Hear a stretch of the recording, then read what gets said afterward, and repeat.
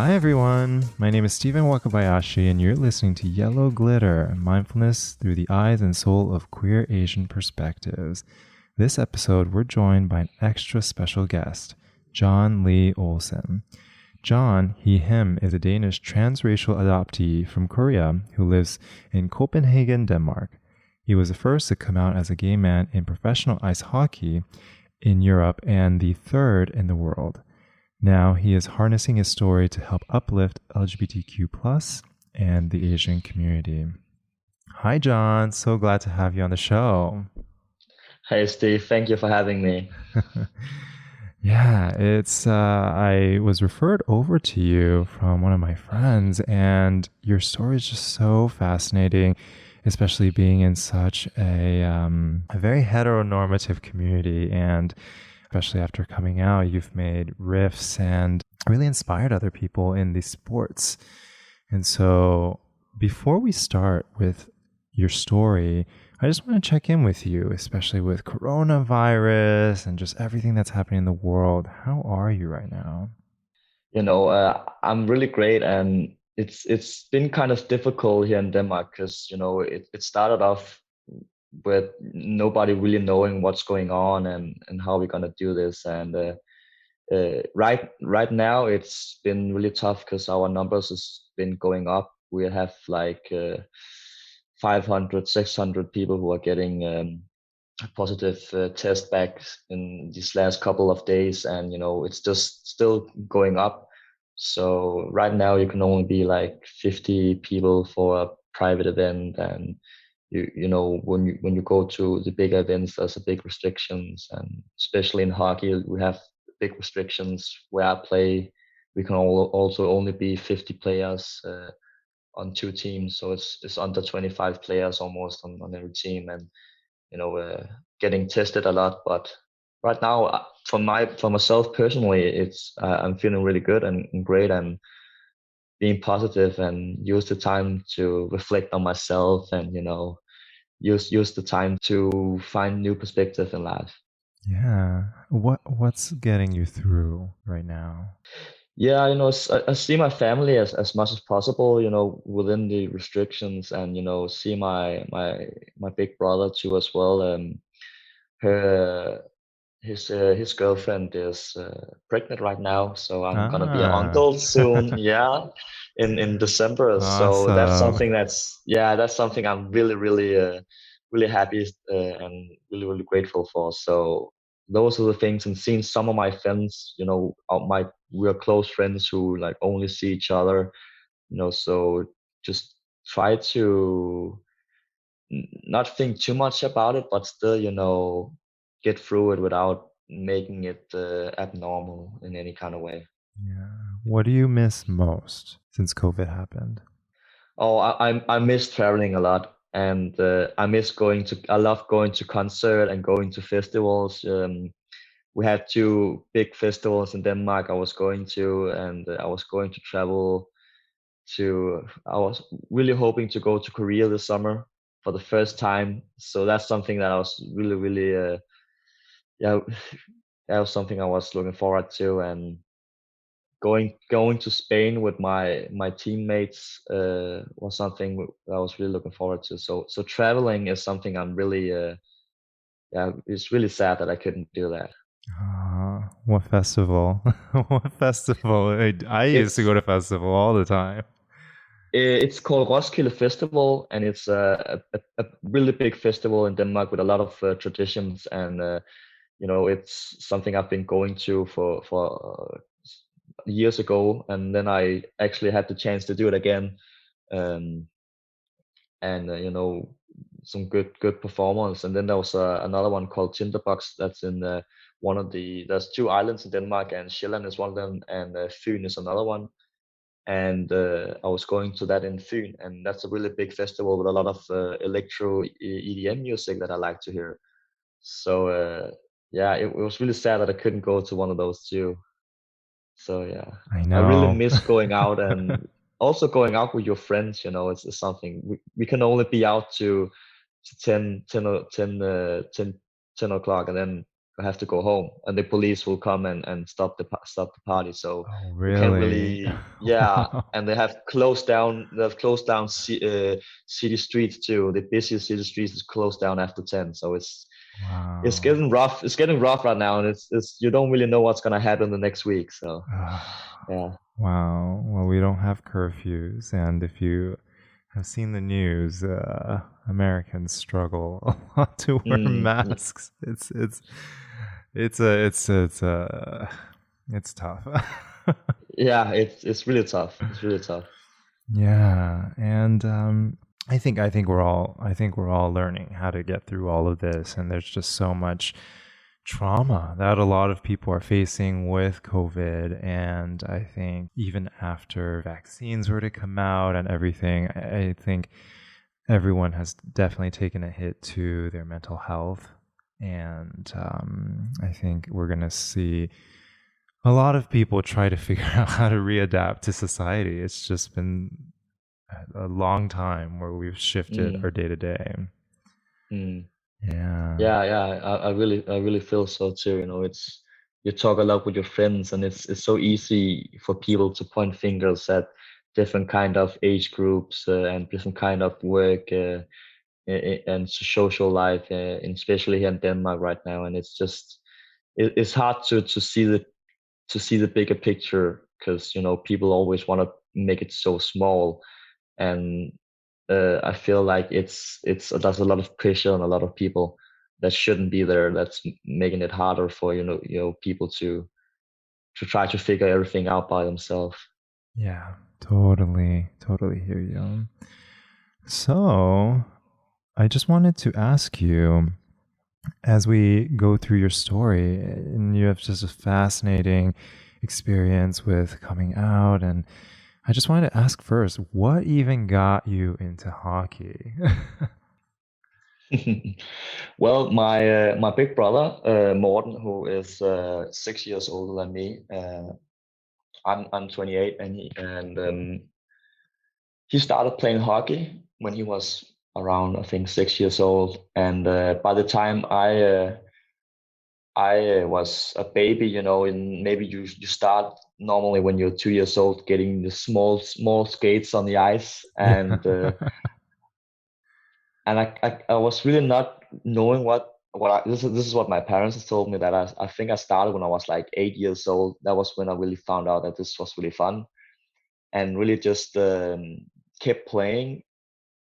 And you know, as you get older, you see your talent, and you think of where it can get you. And you know, by the time I was like 15 years old, you know, I was on the junior talent teams we have in Denmark, and was really one of the big talents of my year. And so I was just pursuing that. And you know, as I got older, it was something that I really wanted to do, and got opportunity to go to Sweden. That's a big hockey country here in Yeah. Europe. Yeah. And got to play there for a couple of years. And you know, that was also by the time I, you know, started figuring out who I was. So it was a crazy time, really crazy time, and difficult. Um, but I learned a lot about myself. And you know, came back to Denmark later after 4 years in Sweden, and started my pro career actually pretty fast after I came home. And just been playing in the professional league in Denmark for I think it's 7 years, playing for 4 different teams, which has just some of the years just been amazing for me. And you know, really, I've really been lucky to have tried everything you can in hockey in Denmark. Won everything you can possibly win. So you know, it's been quite a journey, but still in those great times, it's been really, really difficult, you know, personal for me, before, you know, coming out. Hmm. Hmm. Yeah, yeah. You mentioned some learning experiences in Sweden for you. What was that experience? Were you there for school, or what was over in Sweden? yeah, the way they put up their how they put school and sports together. It's such a big country, and they are just the way they do it over there is much more. It's a lot better than doing it in Denmark. At least at that time it was. So I could go to school, and then I could go to hockey afterwards. And the school program would be made for hockey, or made for the sport you were in. So I was in the sports class, and I was all the things we did in school was directed at sports. So if you had English and math and all those things was with some kind of sports element in it most of Uh, the times. yeah. And that was something that was intriguing for me, because it was a really good team that wanted me to go over there and still get my education. So little bit like college, little bit, but not the same at all, but a little bit. Got it. Got it. And your brother is also on the hockey team that you're on, right? Yeah, yes, yeah. How was that It's experience like playing with your brother on the same team? it's amazing. We actually, when I came home to Denmark, 8 years ago, um, we actually got to play for one of my old teams in Denmark, Mm-hmm, mm-hmm. and I told him that I wanted him to come to my team. So we played together for half a season there, and it was really fun. And so to do it again 7, 8 years after that is amazing. And it's so much fun. And now we have so much more time together. And yeah, it's a great group of guys on the team, and a lot of our personal friends that we both see a lot together. So it's really fun, and it's also a little stressful sometimes, but in a good way, in a good brotherly A little competition way. rivalry. Exactly, exactly. It makes the practice more fun when it's your brother who tried to score on you. Yeah, yeah. And I just wanted to ask you, just as a part of your family dynamic. So you mentioned that you're a transracial adoptee, and I also noticed your brother is also Asian too. How has that been like growing up? It's been really. I've been Me and my brother's been Yeah. privileged in some way to come to Denmark. It's a place that's just so many things you can do, and it's just I feel it's just a great. It was a great thing for me to come here, and our parents are so supportive in any way possible, and they always been there for both of us. And I can really see that when I was younger, and I pretty early knew, of course, that I wasn't really from Denmark. And and my parents, they always said, if you want to know anything about your ancestry and Korea, we will gladly provide you with all the information and all the things you need. And I wanted to do that. My brother, he wasn't so interested in that at all. Um, but I found it quite interesting to see where I came from. But it's still in my mind that now this is my parents, and this is where I live. And um, so I know a lot about Korea, and I take a lot of inspiration from Korea, and with my style, and the music and all that stuff. While my brother, on the other hand, he never really thought about it, other than he looked different. And he, of course, he will say that he's probably gone through some racial hates, sometimes, but I don't really think that he got the same, the same reactions that I did. But he doesn't really think of it too much, while I am more of thinking about it, and seeing it, and hearing stories, and have my own experience with it. Mm-hmm, mm-hmm. And when did you notice you were different growing up? Yeah.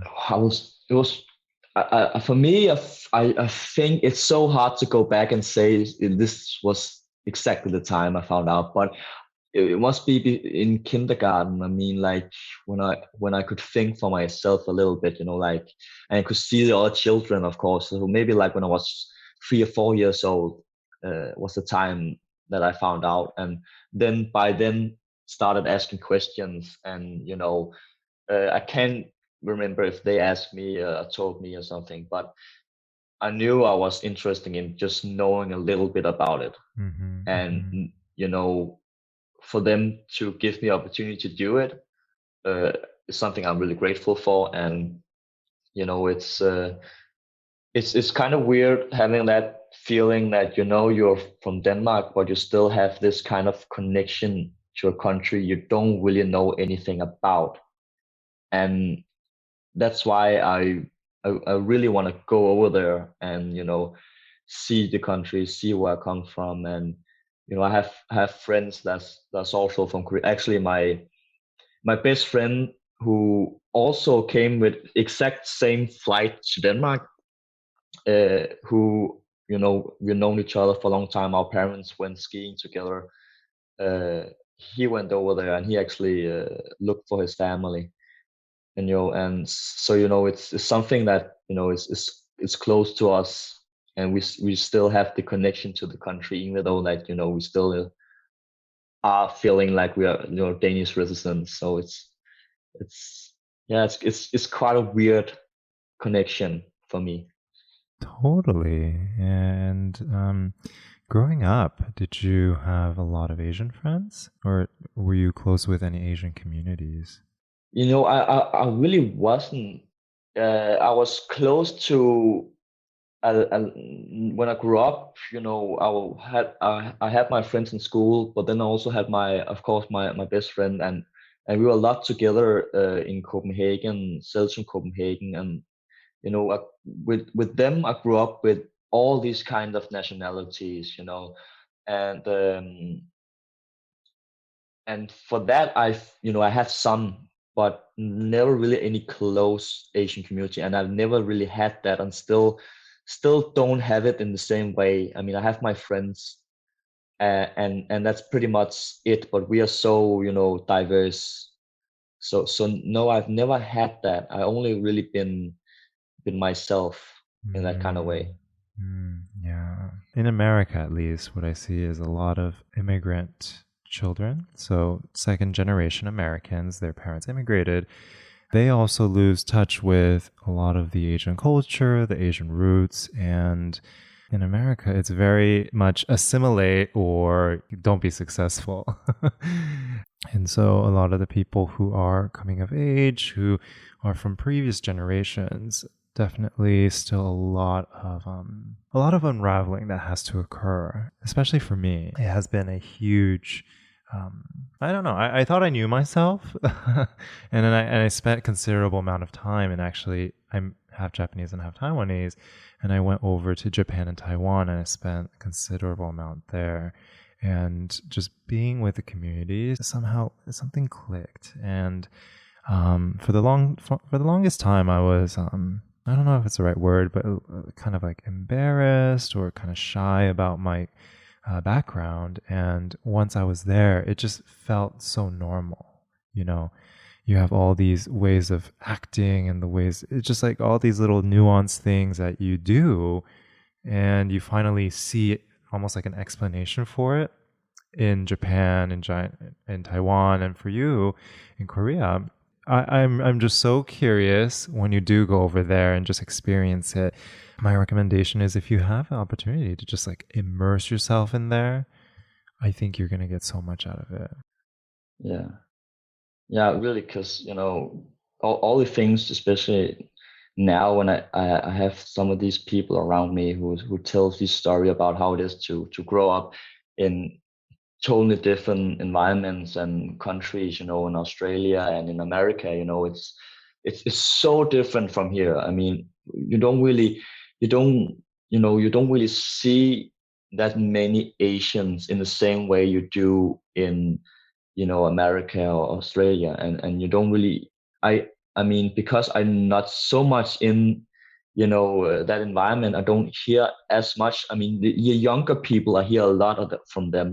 One of the those who, you know, are second generation, and some of them that's the last one who got adopted from Korea, who's like 18, 19 years old. They hear a lot, especially now in these times, you know, in Corona times. They hear these older people talking to them and looking at them when they go in the metro station and something like that. And you know, now the only place I've been in America was in California. That's so, you know, so diverse. And you know, Yeah.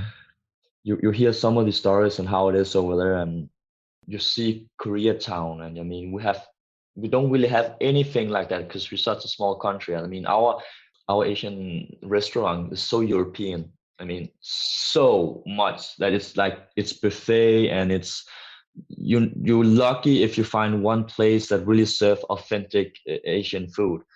And you know, even, you know, it's just and even though I haven't been over there, I know it's not the same thing. So you see, we're not really represented in any way over here. And there's no, the only people some of them you talk about is this this cook who got a Michelin, who's the only woman who has gotten a Michelin star. And you know, she's been in the Danish version of Dancing with the Star. You know, she's really one of the only people I can, you know, come up with, other than me, that's from Asia, who's somebody people know about, you know. And so it's sometimes tough for us to get a voice in. You know, when I heard when Corona came out, and one of these young kids talked about, you know, being in the train station and somebody telling them go back or something crazy like that. You know, some of the comments was just um, so weird to see, because it was like they said like, how can you're in here in Denmark and you have such a good, it's so good, you know, how can you like talk about this? And it's, you know, they said, oh, people are saying this isn't that big of a problem, like they know. And I mean, of course it's not as big as other countries, but it's still there, and we still need to talk about it and not just, you know, try to push it away quickly, you know. And I think because there's not a lot of us, you know, we not don't really use our voice too much yet. It's really getting there. But I think it's quite, yeah, quite hard for us. And but there's just been a demonstration where, you know, Asian people were there too, and we try to talk more about it. But because, you know, I'm probably one of the only Asian European openly gay athlete, in, you know, it's pretty tough to talk about it when you're like, Yeah. Well, so much solidarity with you, and I totally feel you, especially with the racism of coronavirus. Trump has been such a huge advocate of helping to spread that misinformation too. And I just seeing how it's impacting the rest of the world, right? How it's spreading so much. It's far from Asia now.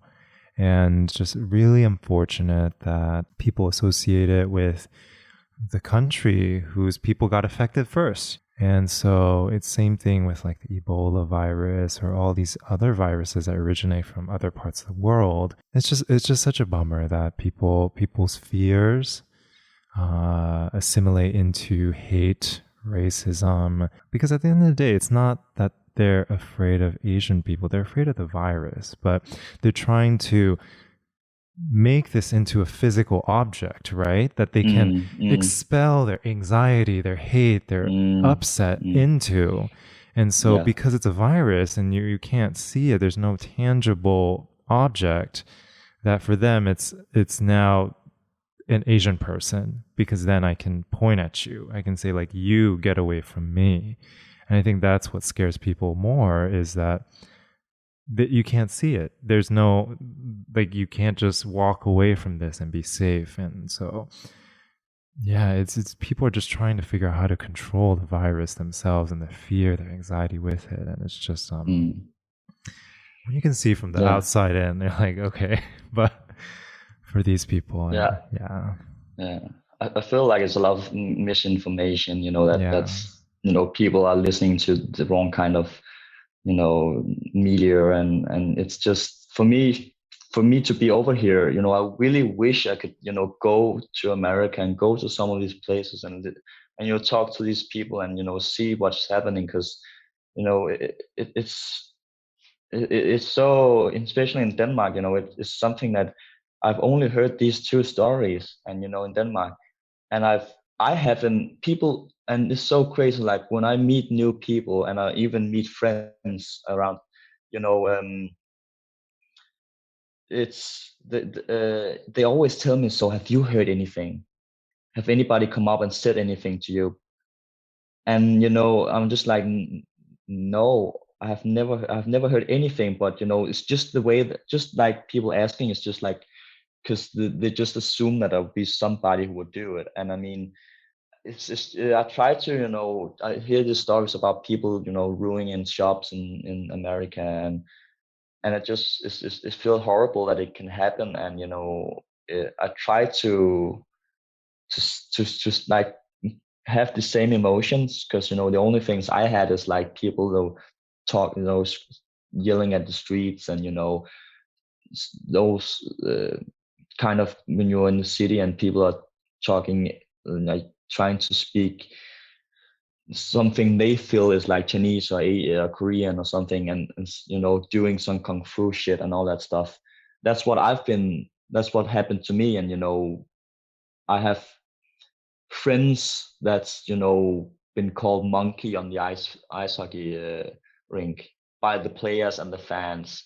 And we told them, and nothing happened. And I just wish I was more wiser and more stubborn at that time, and saying something about it. Because if it would happen now, I would totally have said something more about it. And the league and all that stuff just ignored it back then. And so those are the kind of things that I experienced.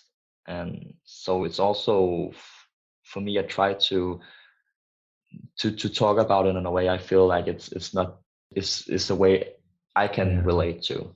And I think that's a good segue to how you're using your voice. And the big news for you is just coming out on national television, telling to everyone, not just within your country, but within the world, that you were gay in an environment where it really is no queer representation. I just wanted to ask you, just what was that experience like? Oh, it was really crazy, because it took months of preparation just to feel comfortable and feel like this was the right things I wanted to say, and the right environment. And because I had a lot, since I knew when I was in Sweden, and I was like, what should I do with hockey, because I had so many emotions. I was so depressed, because I just didn't know what the future was for me, with knowing that knowing I was gay, and knowing that this environment probably wouldn't accept me, or I wasn't really sure about myself at that time. But as I went on, I always had the thought, what would be the best way to come out? And I should do it before the end of my career, because I will regret it for the rest of my life if I didn't do it. And I really want to help others just have somebody they can relate to in some kind of way, and just see that, because it's so much more about what happened afterwards that's going to help people, so they know that they can do it in their own way, and they can learn from what I did, and the things they don't they feel like was good, they can take that. And up to that point, there was so many emotion, but I was still so ready to do it. I was just still so scared of how much it would blow up, or how people would react to doing it on television, because I've seen people coming out in interviews, in tabloids and all that stuff, and I wasn't sure if this was the right thing to do. on national television or not. I just feel like I can use my own voice instead of, laid down and being edited in any way. Yeah. Well, do you think it was the right thing to do now, hindsight? I think so. I mean, the response I've got has been amazing. It kind of blew up like 48 hours after coming out in Denmark. I think I've gotten at least 300 and something people who's been writing me personal about the story, and just Wow. from all kind of places in the world, and there was people in Thailand telling me this story is an amazing thing to see, and having this representation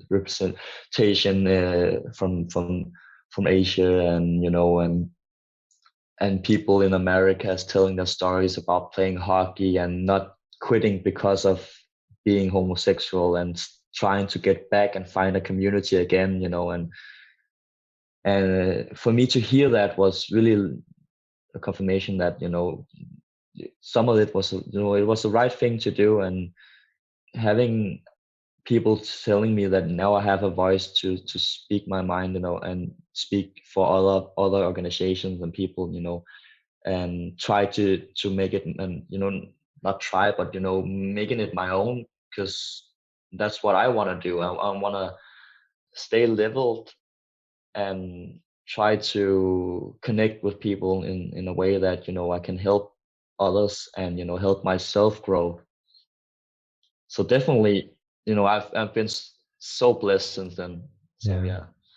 And I was reading an article where one of your teammates had mentioned that it seems like you're playing so much better now, as if a stone has fallen from your heart. Oh What do yeah, so you good. so good. What do you think that weight was exactly? Oh, I mean, it was so right, the thing you said, because of course it's a really heavy stone that's been lifted from your chest, and it's all these things that built up to that moment.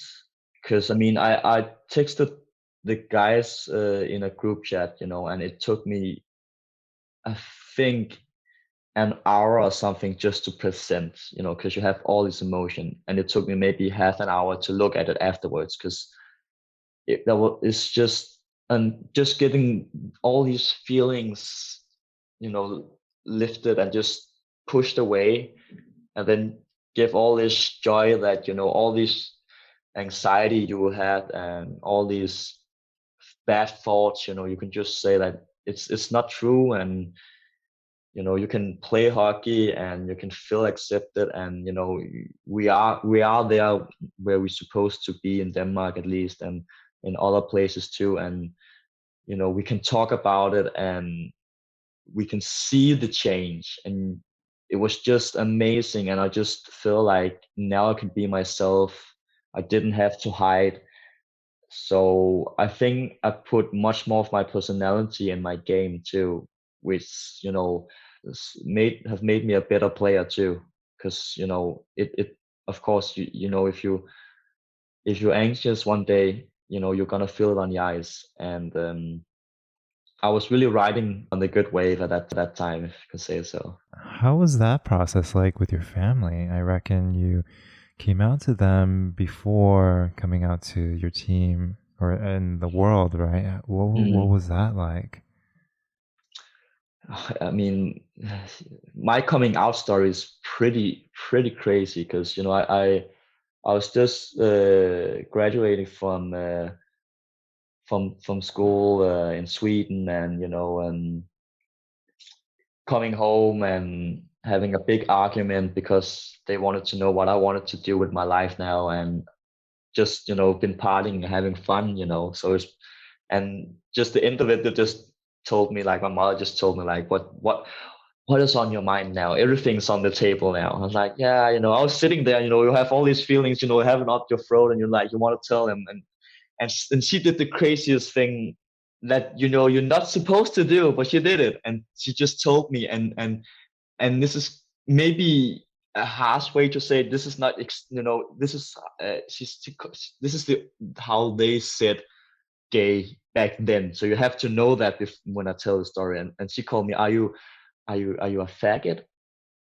But in their days, you know, that was they say bøsse, and it's not really the same word, but it's still how we use, that word in a bad way in Denmark, especially in sports, but especially, in the hetero cis, world, they do it a lot.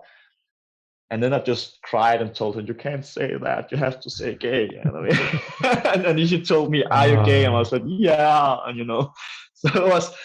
She did it in the sweetest way you could do it, and she did it with an open heart because she could feel there was something that I wanted off my uh, chest. she just didn't And know how to say it properly.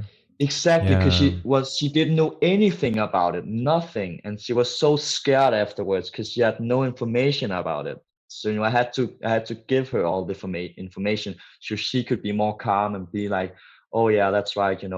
We have these things, and you are prepared to this world." And I really had to do that with her and my dad because they didn't really know anything because they are from such a different generation and time. And she just did it because she's the sweetest, and she just did it because she just didn't know what else to say. And I told her, like, for fun, you don't have to actually say it. It's actually me who has to come out for you. That's why we call it and just making a joke about it. But my parents has always been supportive, and they still are. And it's always fun to tell that story because I feel like it's so much my mother in kind of way. And some of my personality and always can take from her too. And so yeah, it's been good. It was really good. And what about for yourself when you realized that you were gay? When did that happen? I always kind of knew that girls really wasn't my thing, but I wasn't sure about anything, if I was like bi or something like that. And when I tried to find out more of this, and I ended up getting a boyfriend in Sweden, who was Danish and living in Denmark, but I lived in Malmö. That's really close to Denmark. There's only a bridge between Denmark and Sweden, and Malmö is on the other side. I kind of fell in a big hole when I found out, because at that time I have these big ideas of being professional and going all the way, to NHL, or just being pro in Sweden and not coming back to Denmark. So had a really dark time, in my apartment alone, just couldn't sleep for a long time, actually, like cried myself to sleep many nights. And because, it was hard to not knowing how the future with hockey would be for me. And you still heard these kind of things people would say, and it affects you a lot, even though it's small things. And later on, now they tell me that we didn't mean it in that kind of way. I'm happy to hear that, but you just don't know how it feels, and you will never know how it feels because you will never be in that situation yourself. And even like the small words can have a big effect on people. And for me, like, sometimes if it was a bad day, and hear something a little bit like that, it could really mess me up a lot. So I just always try to have people around me in Sweden, have the door open in my apartment so people always would be around. Because if I was alone, I would have all these thoughts about, because hockey was my life back then. It still are, but in a different way. But that time, I really wanted to do so much with it, and I was moving out from Denmark, so I really didn't know what to do, and I was really depressed. And my family just thought I was depressed, and something they didn't know it was this, because I couldn't tell them, and because, like I said, I just didn't know what to do. Yeah. It's like a big So it was, secret, right? it's yeah, exactly. Definitely. Yeah. So are you still with the same person? Like what is the romantic life like for you? Yeah. No, we aren't together.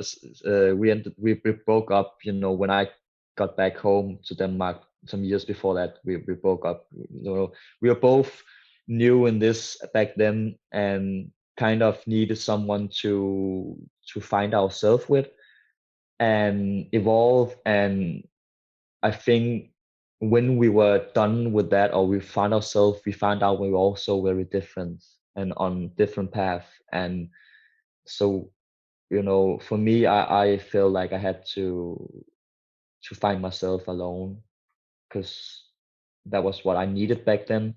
So no, we went back together after that, and we broke up. And I got a boyfriend some time afterwards, when I played started playing pro. And that was also tough, because you know, when you're a hockey player, you're a professional, you are uh, in some ways self-centered about your career, because it's always, you know, your career first. You know, you can the next year can go to Germany and play if you have a good year. You know, you can go to all these kind of places, and it's kind of your girlfriend or boyfriend who either has to follow or stay home and be the caretaker. And so you really have to find someone who feel like this is something that they feel is interesting and fun. And you have to really set some ground rules for what should we do. And if you want to pursue this, then you have to do this afterwards. And with my boyfriend at that time, you know, it was okay, but he really didn't have the same interest in hockey, which is fine. But it ended up, you know, being like he could see that hockey wasn't healthy, because I didn't. I was happy, but I was still really sad, because I wasn't really sure about how they would react. And it was still something that was mentally hard for me. So I had some extra things to work with on top of, you know, being professional and wanting to win and all that stuff. And it just ended up being too much for both of us in the end. And it ended up, I choose hockey because I still feel I couldn't get out of it and still wanted to do it, and I still didn't want to stop until I came out. You know, all that was also some of the things I really wanted to do. After we broke up, I really knew that this is not gonna happen again. I can't have somebody in my life and not share it, and it can't live like this. You know, it's not healthy, and it's not good for the other person. I can't go through that for the other person as well. So when I found my next boyfriend, it was really about finding, going through a plan and going through how could I come out, and how could I found someone who feel like hockey is really fun, and I want to support you, I want to be part of it. And he really wanted to be like that. Because, okay, fun story, we found each other in I was getting on a loan to a team in a hockey town, small hockey town. So he knew all about hockey, because hockey was everything. So it wasn't new for him. So he really wanted to be a part of it, and he really wanted, one of the things for us going to be together was that I would come out.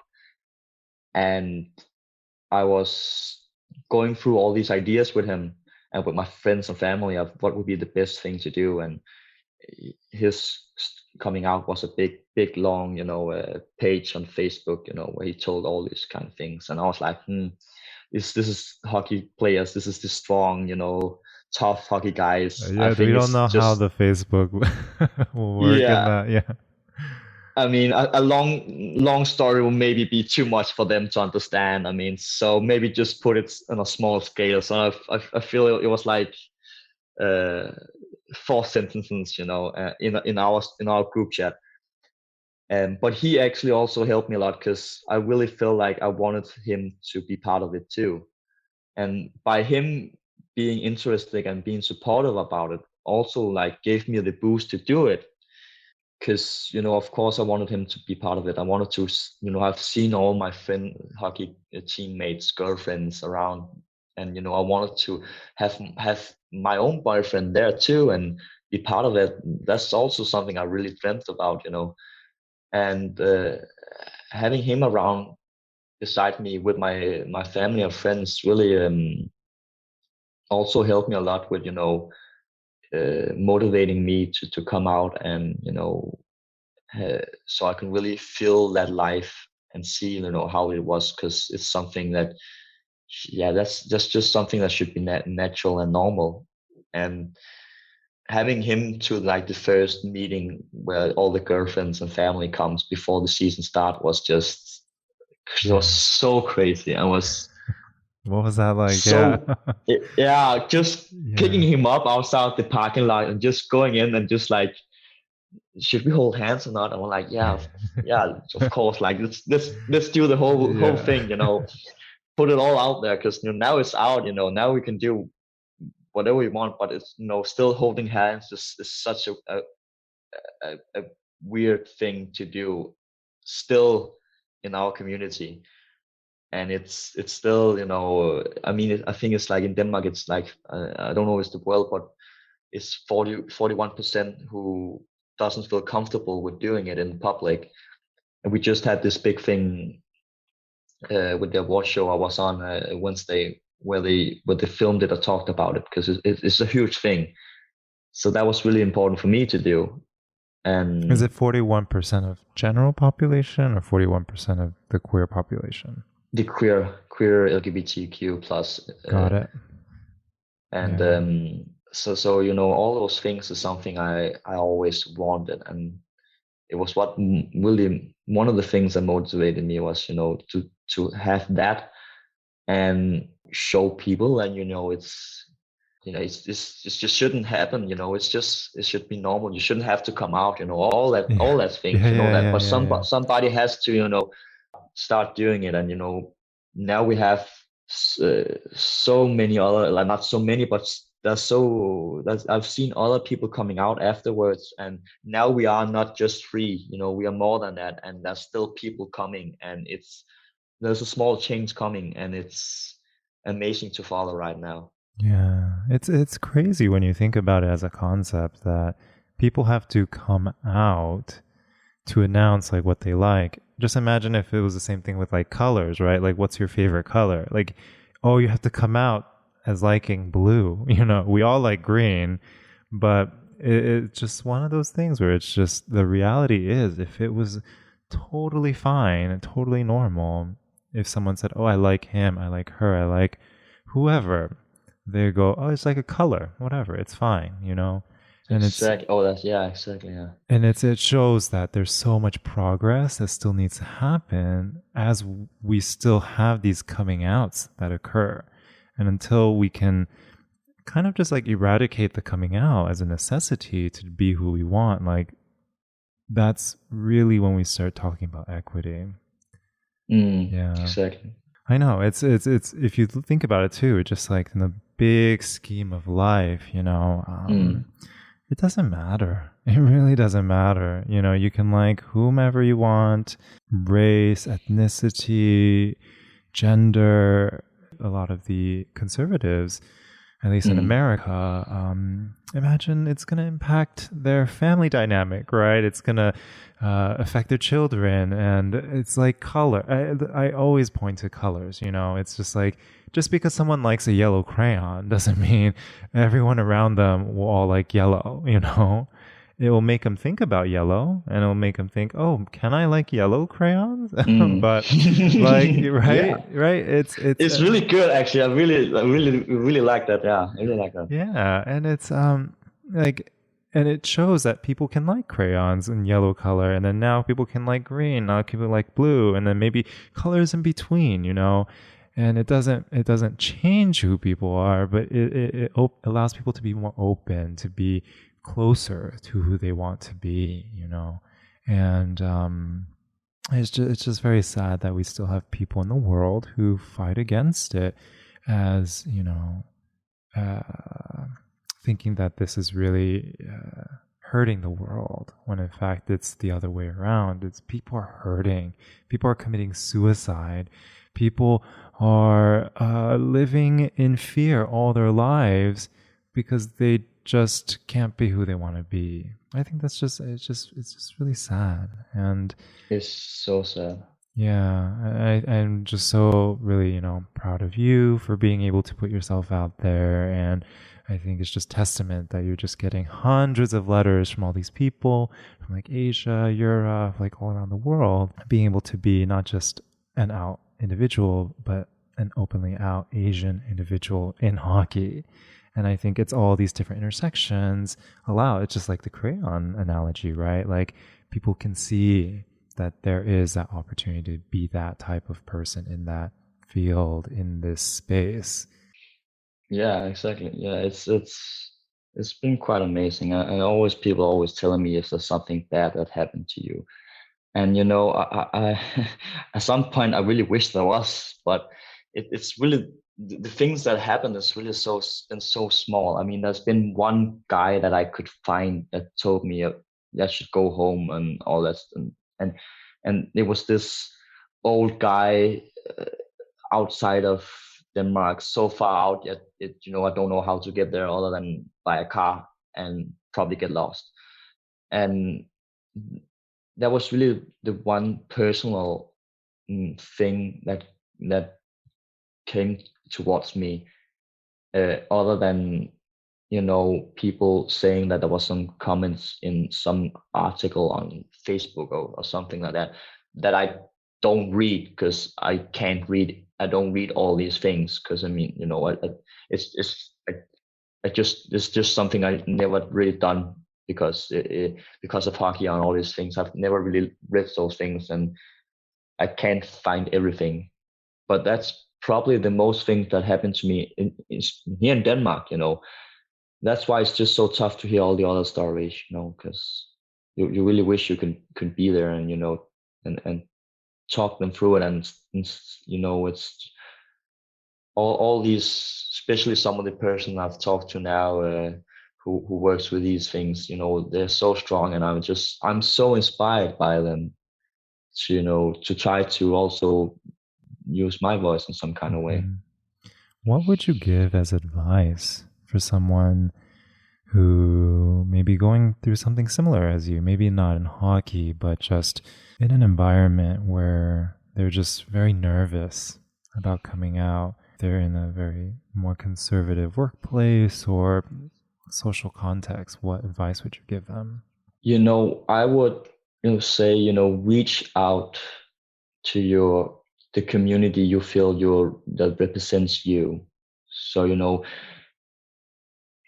if it's LGBTQ, go to LGBTQ in your country, where you are, and talk to them. You can be anonymous if you want. You can find a call center or a meeting place. Everything is anonymous there if you want it to be, and they will be ready to take care of you and talk you through these things, and tell you all their stories, and you can find inspiration. And if you are in this kind of in the minority, and also too there's all the organization for that. We have Sabbath in Denmark, that's for ethnic and minorities who are in these, who are in either genderless or can't really find their gender, and they do a lot of work with that, and I wish I did more of that. I kind of grew more up in it in the environment, because I reached out to it. So I feel like if I was looking more for that instead of looking for myself, it's a lot harder to have all these things for yourself, because you will only hear your own voice, and that can be something that can really be could be traumatic for you. And you need to talk to somebody, if it's a friend or family, or if you can't do that, reach out to the community. That's something that I really, now when I talk to these people and work with them, I can really see that they really will really do the best for you. Totally agreed. And they're totally free, completely free. accessible. And some of the organizations, they have online chat now. So you don't have to have a phone number to even call. As long as you have an internet, you can access. And I totally agree. I think those are amazing resources. And so what's next for you, especially with COVID? You know, a lot of the sports have been canceled, right? Or postponed. And we don't know when things are really going to truly go back to normal yet, as they're still trying to figure out vaccines. So what's in the future for you? 2020, 2021. Yeah. Yeah, so it's been quite crazy for me this couple of months after coming out. You know, there's been a lot of people reaching out to me, and I've been so grateful and thankful for the opportunities I got. And I'm have some really great news that, you know, in October I'm gonna be ambassador for World Pride that's coming to Copenhagen and Malmö in 2021. And Awesome. yeah, and it's just, you know, it's Euro Games too. I'm gonna be ambassador for Euro Games 2021. That's also gonna be in Copenhagen and Malmö, and you know that's gonna be 29 different sports, and you know, and tournaments, and you know, you can all register to come and play, you know, and it's amazing. And you know, there'll be around 5,000 athletes, you know, around them, Copenhagen and Malmö. And there's gonna be a human rights conference too in Copenhagen, and that's gonna be a sport leader conference too, with a lot of great people who's gonna come and talk. And you know, it's just, I mean, it's gonna be more than 1,000 human rights defenders and activists that will gather from like the 19th, from the 17th to 19th of 17th and 19th of August in 2021. And it's, I just can't wait to talk more about it, and I can't wait to see it, because the whole program and the way they laid it out across Copenhagen is going to be one of the biggest things that happened to Copenhagen in a long time. And it's just, especially the Human Rights Conference is something I'm actually really looking forward to, because all the people who's going to come there, and all the great things we can do. And you know, they're made big committee, so you know, hopefully we can do something about it afterwards too. And you know, all the things we talked about, you know, take it to the next World Pride. And Princess Mary, she's gonna be our protector, which is just amazing. And you That's know, awesome. it's so awesome. And I just can't wait to work with them and do more stuff for them, because I feel like it's gonna be a big opportunity. And you know, I started going to these human conferences 3-4 years ago, because I started going in the parade, only going in the parade at the one of the last days, and just felt like I needed to maybe do a little more. So I went to one of the, at that time, small conferences, but I just learned so much about the community and so much about what needs to be done. And it really helped me be more active with just talking about it to my friends too. So I really feel like it's really important to also look at your own pride and see what's gonna happen before the parade, and where can I go and listen to these things, because it's actually something that's really interesting. And then I'm gonna be an ambassador for Athlete Ally too. That's organization that has over 200 athletes that talk about inclusion and diversity in sports. And I just can't wait also to work with them and see where I can help and use my voice. And especially now being one of the only out Asian sport athletes in Europe and in the world, you know, it's, I'm really happy that I can try and learn more about that, and you know, be guided by some people that's really professional. So I'm really excited for what can happen in the next future. Yeah, so exciting. And just so happy. I'm so happy for you. And I'm just so grateful that you're able to be proud to use your voice and to put it out there for a lot of people who will definitely be looking at you and listening to you from afar. And that's where we just help each other, and we don't have to see each other physically, but I think all of us all around the world as queer individuals, we're out there, and some people unfortunately are born into certain circumstances where it's not very positive, it's not very conducive towards being out. I'm just very grateful. So thank you so much, Jon. Thank you for having me. I just want to say, people can, always reach out to me if they have How can they something reach they out want to you? Yeah. Where can they find you? Well, of course, the Facebook, it's my name, Jon Lee-Olsen, and Instagram is the same name, and Twitter is so easy, it's the same name too. And you always come to me and ask me and talk to me if you really feel like you have something that you want to have help with or discuss. I'm always ready to talk. Awesome. And any last words? Any last words? Any last words of advice? Any last words of wisdom? Yeah.